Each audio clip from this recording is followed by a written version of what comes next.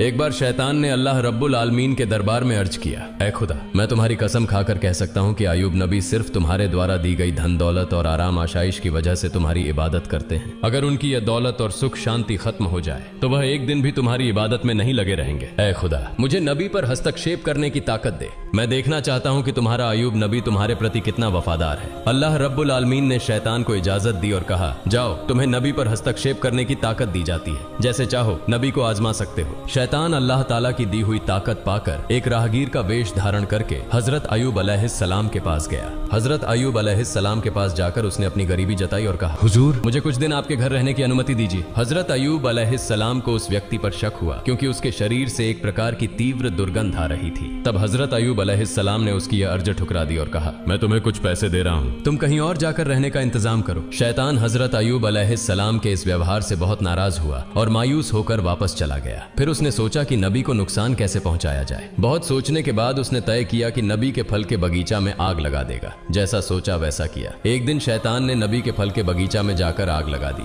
शैतान द्वारा लगाई गई आग में कई फल के बगीचा जलकर राख हो गए। बगीचा के कर्मचारी दौड़कर नबी के पास यह खबर देने पहुंचे। उनसे यह समाचार सुनकर हजरत अय्यूब अलैहिस्सलाम ने कहा, अल्हम्दुलिल्लाह, अल्लाह का दिया हुआ माल अल्लाह ने वापस ले लिया, इसमें मेरे चिंतित होने की कोई वजह नहीं है। शैतान ने जब देखा कि हजरत अय्यूब अलैहिस्सलाम फल के बगीचा नष्ट होने के बाद भी जरा सा भी विचलित नहीं हुए तो उसके दिल में जलन बढ़ गई। फिर उसने दोबारा सोचना शुरू किया कि नबी को और किस तरह से नुकसान पहुंचाया जाए। अगले दिन शैतान नबी के अस्तबल में गया और वहां आग लगा दी। आग तूफान की तरह फैल गई, जिससे सारे जानवर जलकर मर गए और कुछ गडेरिये भी आग में झुलसकर मर गए। बाकी गडेरिये यह खबर तुरंत नबी के पास लेकर पहुंचे। यह खबर सुनकर हजरत अय्यूब अलैहिस्सलाम ने नमाज की नियत की और कहा, अल्लाह का दिया हुआ माल अल्लाह ने वापस ले लिया, इसमें मुझे विचलित होने की कोई जरूरत नहीं है। शैतान ने जब देखा कि इतनी बड़ी घटना के बाद भी नबी जरा भी परेशान नहीं हुए तो उसके दिल में और ज्यादा जलन पैदा हुई। अब उसने नबी को और बड़ा नुकसान पहुंचाने का इरादा किया। हजरत अय्यूब अलैहिस्सलाम के 12 बच्चे थे जो हर दिन एक शिक्षक से शिक्षा लेने के लिए मदरसे जाया करते थे। एक दिन सुबह हमेशा की तरह हजरत अय्यूब अलैहिस्सलाम के 12 बच्चे शिक्षक के पास पढ़ने गए। उसी समय शिक्षक किसी काम से मदरसे से बाहर गए और शैतान ने इस मौके का फायदा उठाकर मदरसे की छत गिरा दी। छत गिरने से हजरत अय्यूब अलैहिस्सलाम के 12 बच्चे मलबे के नीचे दबकर मर गए। मदरस के शिक्षक डरते डरते हजरत अय्यूब अलैहिस्सलाम के पास आए और कहा, ऐ अल्लाह के नबी, मैं किसी काम से बाहर गया था, इसी बीच इमारत की छत गिर गई और आपके 12 बच्चे उसमें दबकर चल बसे।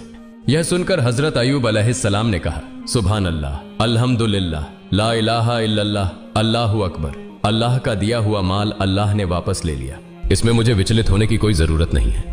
शैतान ने जब देखा कि बच्चों की मौत के बाद भी हजरत अय्यूब अलैहिस्सलाम की ईमानदारी और अल्लाह पर विश्वास में कोई कमी नहीं आई तो वह जल भुनकर राख हो गया। अब वह और बड़ी हानि पहुंचाने की सोचने लगा। इसी दौरान हजरत अय्यूब अलैहिस्सलाम के दुश्मन नबी की इस कठिन परीक्षा को देखकर बेहद खुश हो रहे थे।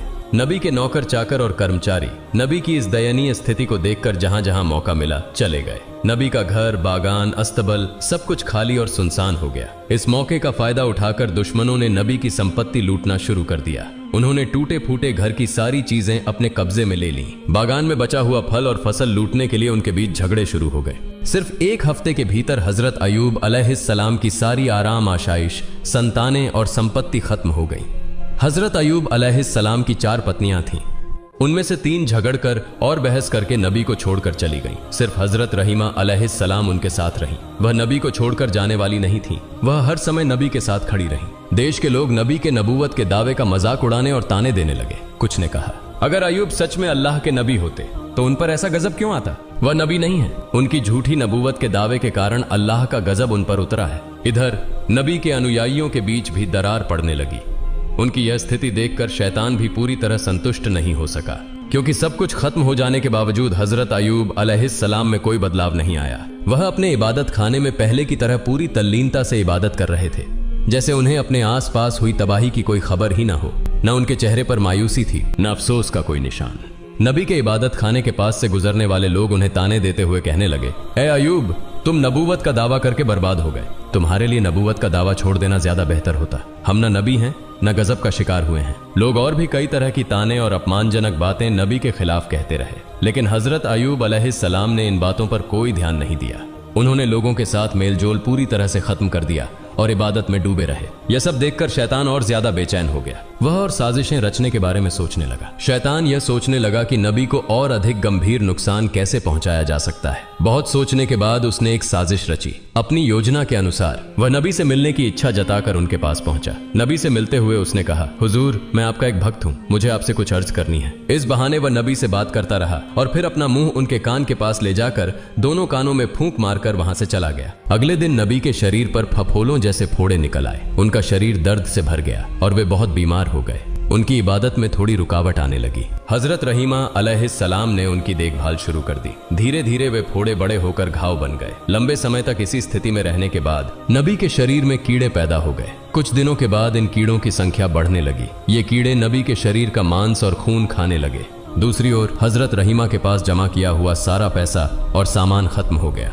खाने पीने की गंभीर समस्या पैदा हो गई। कुछ दिनों तक नबी और उनकी पत्नी ने केवल पानी पीकर गुजारा किया, लेकिन आखिरकार हजरत रहीमा के लिए यह सहन करना मुश्किल हो गया। हजरत रहीमा अलैहिस्सलाम नबी के पास आकर अर्ज करने लगी, ए अल्लाह के नबी, अब हमारे पास कुछ भी नहीं बचा है, इसलिए गांव जाकर लोगों के घरों में काम करके रोजी कमाने के अलावा हमारे पास और कोई चारा नहीं है। अगर आप मुझे इजाजत दें तो मैं गांव में जाकर लोगों के घरों में काम करके हलाल रोजी कमा सकती हूं और उससे हमारे खाने का इंतजाम हो जाएगा। हजरत अयूब अलैहिस्सलाम अपनी पत्नी रहीमा की बात सुनकर बहुत देर तक रोते रहे। फिर उन्होंने कहा, रहीमा, मेरा इरादा तुम्हें तकलीफ देने का कभी नहीं था, लेकिन मैं बहुत बीमार हूँ और मजबूरी में तुम्हें इजाजत दे रहा हूँ। तुम जाओ और लोगों के घरों में काम करो ताकि कुछ हलाल रोजी कमा सके। नबी की इजाजत पाकर हजरत रहीमा ने गांव में लोगों के घरों में काम करना शुरू कर दिया। दूसरी ओर गांव वाले जब हजरत अयूब अलैहिस्सलाम के शरीर की स्थिति देखते तो बहुत भयभीत हो जाते। उनके शरीर से उठने वाली दुर्गंध से लोग घृणा महसूस करने लगते और उनके शरीर में सिहरन सी होने लगती। इसके अलावा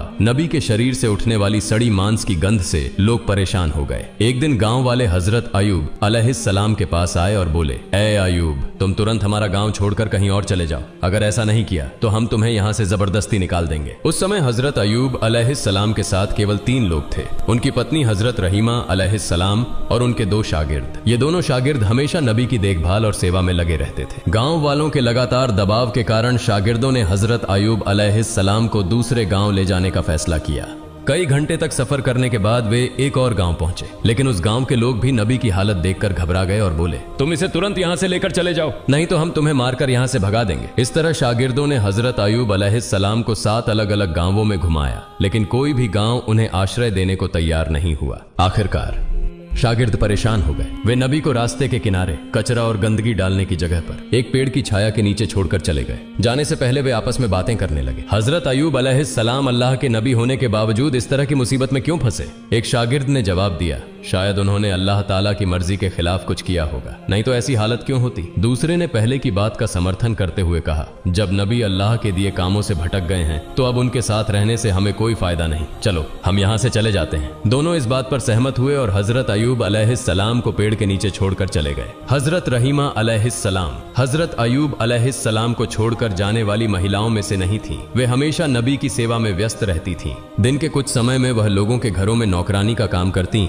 और जो थोड़ा बहुत कमा पाती उससे अपने पति के लिए दवा और भोजन का इंतजाम करती थी। इस तरह समय बीतता रहा। हजरत अयूब अलैहिस्सलाम के शरीर से कभी कुछ कीड़े मर जाते तो कभी नए कीड़े पैदा हो जाते। उनके शरीर पर कीड़ों की संख्या लगातार बढ़ती ही जा रही थी। उनके शरीर पर अब केवल हड्डियां और थोड़ा सा मांस ही बचा था। एक दिन उनके शरीर से कुछ कीड़े गिरकर जमीन पर आ गए। तब हजरत अयूब अलैहिस्सलाम ने अपनी पत्नी रहीमा अलैहिस्सलाम को बुलाकर कहा, रहीमा, इंसान मिट्टी से बना है और मरने के बाद उसका शरीर फिर मिट्टी में बदल जाता है। अगर मेरे शरीर का मांस और खून अल्लाह के इन कीड़ों की भूख मिटाने में काम आ रहा है तो इसमें कोई आपत्ति नहीं होनी चाहिए। कम से कम इससे इन्हें भोजन मिल रहा है। जो कीड़े मेरे शरीर से गिरे हैं उन्हें वापस उठाकर मेरे शरीर पर रख दो ताकि उन्हें अपना भोजन पूरा मिल सके। हजरत रहीमा अलैहिस्सलाम ने अपने पति के आदेश का पालन किया और गिरे हुए कीड़ों को उठाकर फिर से उनके शरीर पर लगा दिया। एक दिन हजरत रहीमा अलैहिस्सलाम गांव गईं, लेकिन उन्हें कोई काम नहीं मिला। इस वजह से वे बहुत चिंतित हो गईं। उनके मन में बार बार यह सवाल उठ रहा था कि आज वे अपने पति को खाना कैसे खिलाएंगी। उन्होंने पूरे गांव में काम ढूंढने के लिए बहुत कोशिश की, लेकिन कहीं भी उन्हें काम नहीं मिला। आखिरकार वह एक महिला के पास गईं और उनसे कहा, हे सम्मानित महिला, क्या आप मुझे आज के लिए कुछ पैसे उधार दे सकती हैं? मैं कल आपको ये पैसे वापस कर दूंगी। मेरा पति बहुत बीमार है और मैं आज कोई काम नहीं ढूंढ पाई हूँ। अगर आप मुझे कुछ पैसे उधार देंगी तो मैं अपने पति के लिए दवा और खाना ला सकूंगी, नहीं तो उन्हें भूखा रहना पड़ेगा। कृपया मुझ पर दया करें। महिला ने हजरत रहीमा अलैहिस्सलाम की बात सुनकर कहा, मैं किसी को पैसे उधार नहीं देती। मैंने पहले बहुत से लोगों को पैसे उधार दिए हैं,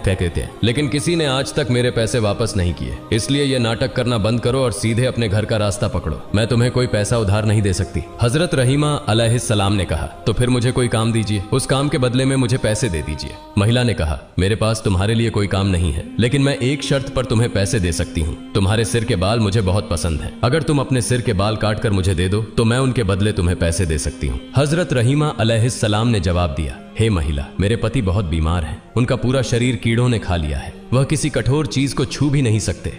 जब वह बिस्तर से उठते हैं तो मेरे बाल पकड़कर सहारा लेते हैं। अगर मैं अपने सिर के बाल काटकर तुम्हें दे दूं तो मेरे पति बिस्तर से कैसे उठेंगे? इस पर महिला ने कहा, ठीक है, तो तुम अपने सिर के आधे बाल काटकर मुझे दे दो, मैं उनके बदले तुम्हें पैसे दूंगी। हजरत रहीमा अलैहिस्सलाम ने चारों तरफ से लाचार होकर महिला की इस शर्त को मान लिया। उन्होंने अपने सिर के आधे बाल काटकर महिला को दे दिए और बदले में कुछ पैसे लिए। उन पैसों से उन्होंने अपने बीमार पति के लिए भोजन और दवा खरीदी और घर की ओर चल पड़ी। शैतान यह सब देख रहा था। जब उसने देखा कि हजरत रहीमा अलैहिस्सलाम ने अपने सिर के आधे बाल कटवा लिए हैं, तो उसने इसे हजरत अय्यूब अलैहिस्सलाम और रहीमा के बीच गलत फहमी पैदा करने का सुनहरा मौका समझा। इसके बाद शैतान एक दरवेश का वेश धारण करके हजरत अय्यूब अलैहिस्सलाम के पास आया और कहा, आप अल्लाह के नबी हैं, लेकिन आपकी पत्नी का चरित्र बहुत खराब है। वह अक्सर अलग अलग जगहों पर चोरी करती है और इसी तरह से गलत तरीकों से पैसा कमाती है। आज वह चोरी करते हुए पकड़ी गई और लोगों ने सजा के तौर पर उसके सिर के आधे बाल काट दिए। जब वह घर लौटेगी तो आप खुद यह देख सकते हैं। हम आपकी इज्जत करते हैं, इसलिए आपको पहले ही यह बात बता रहे हैं। यह कहकर शैतान वहां से चला गया। हजरत अय्यूब अलैहिस्सलाम ने शैतान की बातों पर विश्वास कर लिया और गुस्से से भर उठे। उन्होंने अकेले में कहा, मेरी पत्नी इतनी गिर सकती है, यह मैंने कभी सोचा भी नहीं था। अब मैं उसके कमाए हुए पैसे से खाना नहीं खाऊंगा। वह मुझे अब तक गलत तरीके से कमाए हुए पैसे से खिलाती रही है, इसलिए मैं अल्लाह के सामने बहुत शर्मिंदा हूँ। हे मेरे पालनहार रहमान और रहीम, मुझे माफ कर दे। अगर मैं स्वस्थ हो जाऊं तो मैं निश्चित रूप से उसे 100 कोड़े मारूंगा। फिर मैं अल्लाह की कसम खाकर कहता हूँ कि मैं स्वस्थ होने के बाद उसे 100 कोड़े जरूर मारूंगा। उस दिन शाम को हजरत अय्यूब अलैहिस्सलाम ने अपनी पत्नी के बारे में सुनी हुई बातों को लेकर बहुत व्यथित महसूस किया। उसी शाम जब हजरत रहीमा अलैहिस्सलाम घर लौटी तो हजरत अय्यूब अलैहिस्सलाम ने उनसे कोई बात नहीं की। रहीमा अलैहिस्सलाम ने अपने पति की यह हालत देखकर अत्यंत विनम्रता के साथ उनसे पूछा, हे मेरे प्रिय पति, क्या हुआ? आप मुझसे कोई बात क्यों नहीं कर रहे हैं? लेकिन हजरत अय्यूब अलैहिस्सलाम ने उनकी बात का कोई उत्तर नहीं दिया। इसके बाद रहीमा अलैहिस्सलाम ने उनके लिए खाना और दवा पेश की, लेकिन अय्यूब अलैहिस्सलाम ने उसे भी ठुकरा दिया। रहीमा अलैहिस्सलाम ने उनके पैरों को पकड़ लिया और रोते हुए कहा,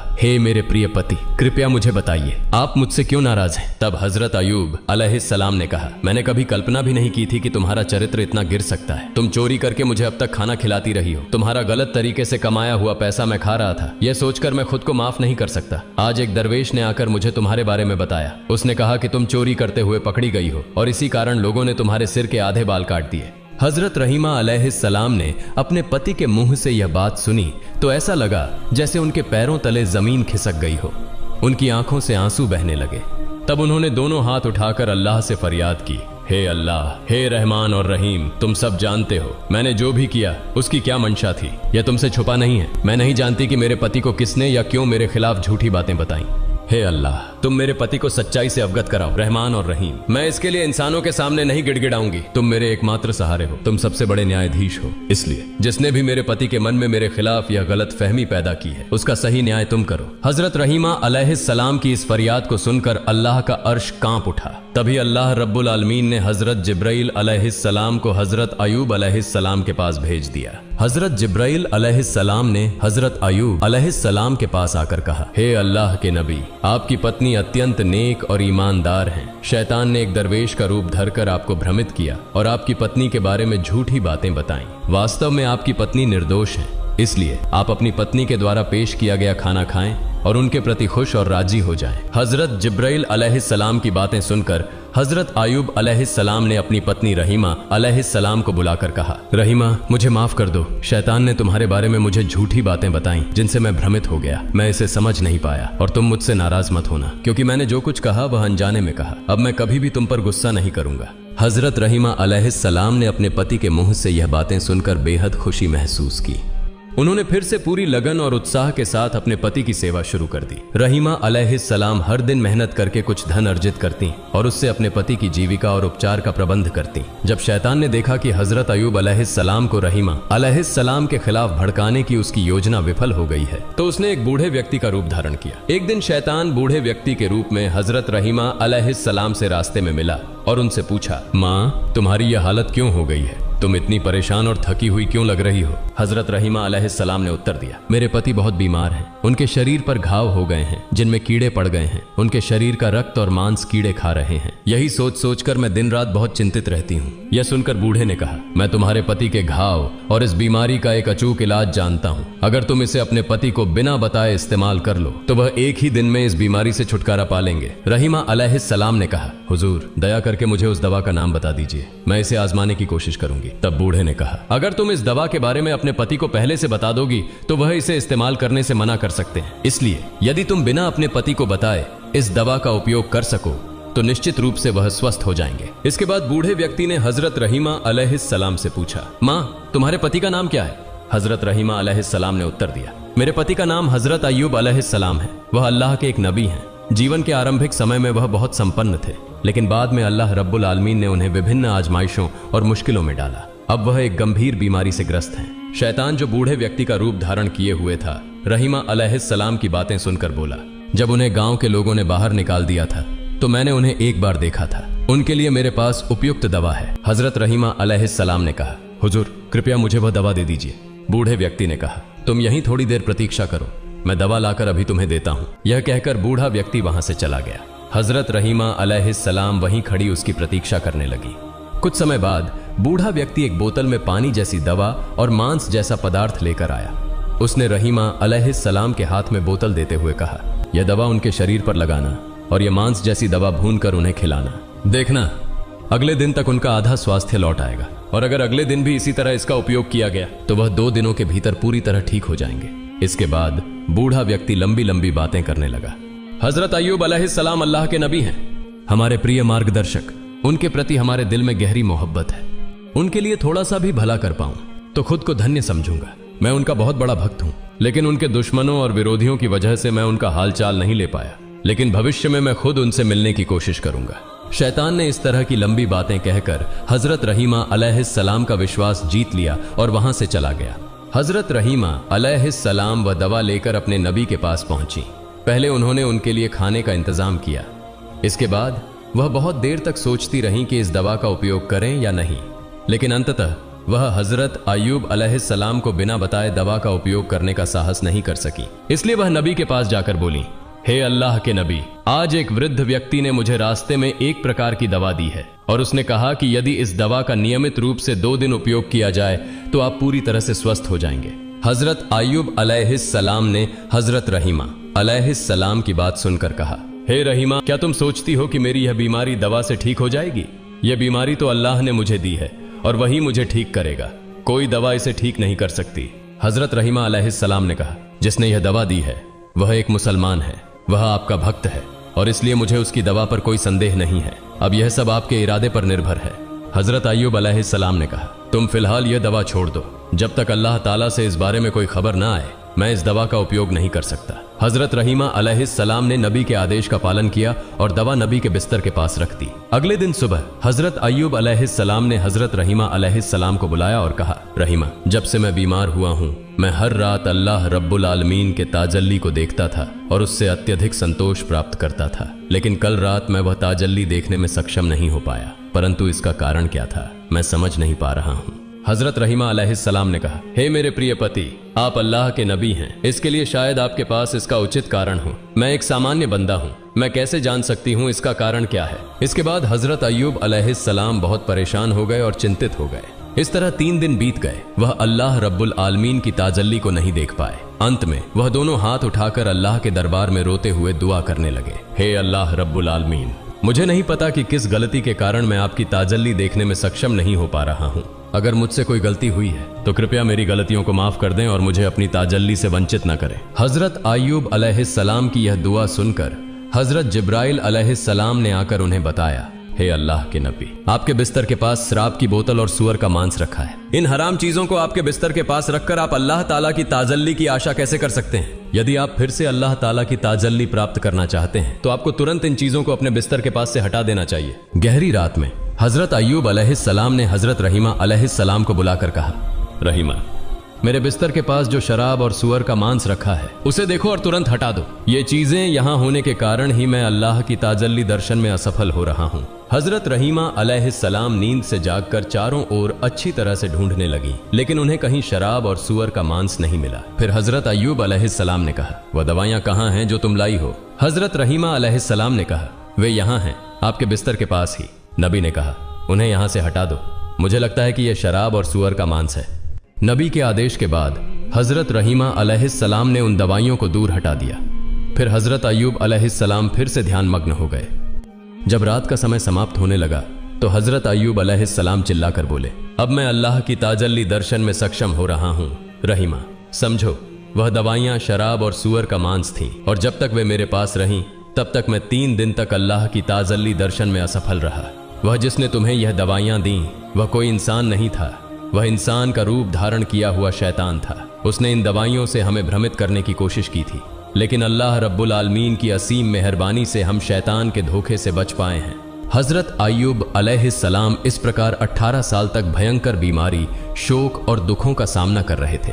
अंत में जब कीड़े उनकी आंखों और जीभ पर हमला करने लगे तो वह रोते हुए अल्लाह के दरबार में दुआ करने लगे, हे खुदा, मेरी आंखों से मैं अपनी पत्नी को देखता हूँ और सूरज देखकर नमाज का समय निर्धारित करता हूँ और अपनी जीभ से तेरा जिक्र करता हूँ। इसलिए अगर ये दोनों चीजें कीड़े खा लें और नष्ट हो जाएं तो मेरे लिए तेरी इबादत करना बहुत मुश्किल हो जाएगा। इस दुआ के बाद अल्लाह ताला ने अपने नबी को सूचित किया, मैं जल्द ही आपको रोग मुक्त कर दूंगा और आपकी पत्नी को पुरस्कृत करूंगा। किसी एक दिन सुबह हजरत रहीमा अलैहिस्सलाम काम पर चली गई। हजरत रहीमा अलैहिस्सलाम के काम पर जाने के बाद हजरत जिब्राइल अलैहिस्सलाम आए और हजरत अय्यूब अलैहिस्सलाम से कहा, हे अल्लाह के नबी, आप अपने पैरों से जमीन पर प्रहार करें। आपके पैरों के प्रहार से एक नहर बन जाएगी और आप उस नहर के पानी से स्नान करें और पेट भर कर वही पानी पिएं। थोड़ी देर में आप पूरी तरह से स्वस्थ हो जाएंगे। हजरत अय्यूब अलैहिस्सलाम ने हजरत जिब्राइल अलैहिस्सलाम के निर्देशों के अनुसार पैरों से जमीन पर प्रहार किया। फिर वहां से एक जलधारा का स्रोत उभरा और उस जलधारा का पानी हजरत अय्यूब अलैहिस्सलाम के शरीर पर गिरने लगा। अल्लाह की मेहरबानी से जैसे ही वह पानी उनके शरीर पर पड़ा, उनके घाव ठीक होने लगे और नई त्वचा उगने लगी। इसके बाद नबी ने उस जलधारा के पानी से अच्छे से स्नान किया और तुरंत ही हजरत अय्यूब अलैहिस्सलाम के पूरे शरीर पर नई त्वचा उग आई और उन घाव इस प्रकार नष्ट हो गए जैसे कि उनके शरीर पर कभी कोई घाव या रोग था ही नहीं। जलधारा के पानी से स्नान करने के बाद उनका शरीर पहले से कहीं अधिक चमकदार और सुंदर हो गया। उनका चेहरा चांद की तरह चमकने लगा। नहाने के बाद हजरत अय्यूब अलैहिस्सलाम ने पेट भरकर उस जलधारा का पानी पिया, जिससे उनकी भूख और प्यास पूरी तरह से शांत हो गई। उसी समय उन्होंने देखा कि एक फरिश्ता दूर से कपड़े का थैला लेकर उनके पास आया और बोला, हे अल्लाह के नबी, ये कपड़े जन्नत से लाए गए हैं, ये कपड़े आप पहने। इसके बाद वह व्यक्ति चला गया। हजरत अय्यूब अलैहिस्सलाम ने कपड़े का थैला खोला और देखा कि उसमें जन्नत के कपड़े हैं। उन्होंने उन जन्नत के कपड़ों को पहन लिया और अनगिनत सुंदरता के मालिक बन गए। उन्हें अपार संतोष प्राप्त हुआ क्योंकि उन्होंने 18 सालों तक बीमारी का सामना किया था और आज पूरी तरह से स्वस्थ हो गए। अब वह चलने फिरने में सक्षम हो गए थे। वह अल्लाह के दरबार में शुक्रिया अदा करते हुए कुछ दूर जाकर जंगल के एक किनारे पर बैठ गए। इस बीच हजरत रहीमा अलैहिस्सलाम कुछ पैसे जुटाकर अपने पति के लिए खाना खरीदने के लिए जल्दी से वापस लौट आईं। जब वह अपने पति के पास पहुंची तो देखा कि उनका पति बिस्तर पर नहीं था। हजरत रहीमा अलैहिस्सलाम यह दृश्य देखकर चकित हो गई। फिर वह वहां बैठकर जोर जोर से रोने लगी और विनम्रता से अल्लाह रब्बुल आलमीन से प्रार्थना करने लगी, हे मेरे रब, मैं नहीं जानती मेरे पति को कौन ले गया है। क्या उन्हें कोई शेर ने खा लिया है या कोई अन्य जानवर उन्हें गायब कर दिया है? मैं कुछ नहीं जानती। हे मेरे रब, मैं तुझसे दुआ करती हूँ, तुम मेरे पति को वापस लौटा दो। हे अल्लाह रब्बुल आलमीन,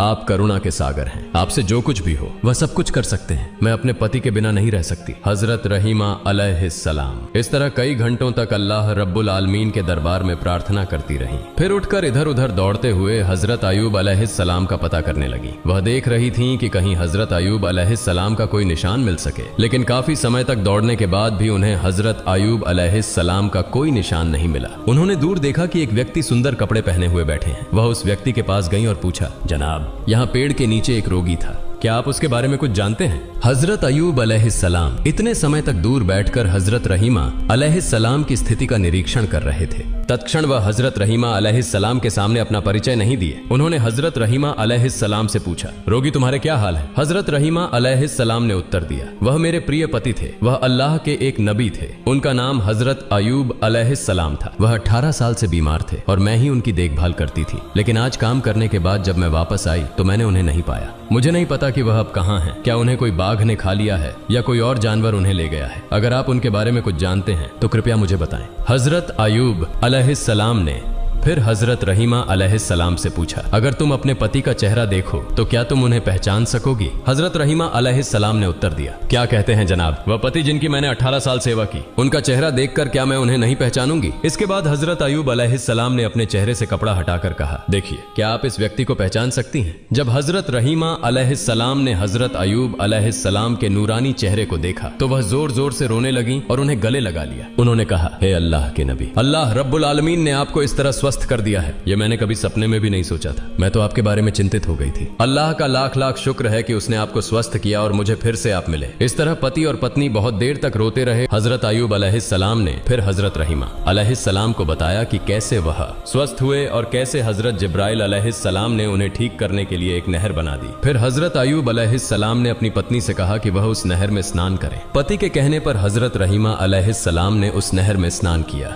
जैसे ही हजरत रहीमा अलैहिस्सलाम ने उस नहर में स्नान किया, उनका चेहरा भी चंद्रमा की तरह चमकने लगा। 18 वर्ष की युवती की तरह शरीर में रूप और सुंदरता वापस आ गई। इसके बाद हजरत अयूब अलैहिस्सलाम अपनी पत्नी को लेकर घर लौटने के लिए रास्ता तय करने लगे। जब वे अपने घर पहुंचे तो देखा कि उनका घर पहले की तरह सुरक्षित है। फिर वे अंदर गए और देखा कि उनके बच्चे खेल रहे थे। बच्चों ने उन्हें देखा और दौड़ते हुए उन्हें गले लगा लिया और पूछा, आप लोग कुछ दिनों से कहां थे? हजरत अयूब अलैहिस्सलाम ने कहा, हम अल्लाह ताला की दावत पर गए थे। फिर बच्चों ने जोर जोर से रोना शुरू कर दिया और कहा, आप हमें अकेला छोड़कर दावत में क्यों गए थे? हजरत अयूब अलैहिस्सलाम ने कहा, वह बाद में बताऊंगा। इसी दौरान खेत से फिर से कुछ सेवक आए और कहा, हे अल्लाह के नबी, आपके जानवर और बाग बगीचे जो नष्ट हो गए थे वे आज फिर से पहले जैसे हो गए हैं। हम नहीं जानते कि ये सब पहले जैसी हालत में कैसे वापस लौट आए। कुछ समय बाद कुछ और सेवक आए और कहा, हुजूर, आपका संपत्ति, बर्तन जो लोग लूट कर ले गए थे वह सब हम पूरी तरह से वापस ले आए हैं। सारे सामान इस महल के कुछ कमरों में रखे गए हैं। हजरत अयूब अलैहिस्सलाम के कुछ पुराने सेवक भी आए और उनके दोस्तों और विकास के बारे में समाचार लेकर आए, जिसे सुनकर नबी ने फिर से अल्लाह रब्बुल आलमीन की इबादत में लीन हो गए। इसी दौरान हजरत जिब्राइल अलैहिस्सलाम नबी के पास आए और कहा, हे अल्लाह के नबी, आपने बीबी रहीमा अलैहिस्सलाम के बाल काटने की घटना पर गुस्से में आकर कसम खाई थी कि आप उन्हें 100 कोड़े मारेंगे। इस मामले में आपकी कसम झूठी साबित हुई है, लेकिन आपकी सच्चाई की कसम अब भी कायम है। इसलिए आप 100 गेहूं के बाल एकत्रित करके बीबी रहीमा अलैहिस्सलाम के शरीर पर हल्का सा स्पर्श करें। इससे आपकी कसम पूरी हो जाएगी और बीबी रहीमा अलैहिस्सलाम को कोई कष्ट नहीं होगा। हजरत जिब्राइल अलैहिस्सलाम के कहने पर हजरत अयूब अलैहिस्सलाम ने 100 सूखे गेहूं के बाल एकत्रित किए और बीबी रहीमा अलैहिस्सलाम के शरीर पर हल्के से एक बार मारा। इससे नबी की कसम पूरी हो गई और बीबी रहीमा अलैहिस्सलाम को कोई कष्ट नहीं हुआ। प्रिय दर्शक, शैतान ने हजरत अयूब अलैहिस्सलाम को कई बार चुनौती दी, लेकिन वह उन्हें किसी भी रूप में भ्रमित नहीं कर सके और न ही वह उन्हें गुमराह कर सके। अगर हम भी हजरत अयूब अलैहिस्सलाम की तरह अल्लाह रब्बुल आलमीन की राह में धैर्य रखें तो शैतान कभी भी हमें गुमराह नहीं कर सकेगा। अल्लाह रब्बुल आलमीन हमें भी हजरत अयूब अलैहिस्सलाम की तरह धैर्य रखने की तौफीक अता करें। आमीन।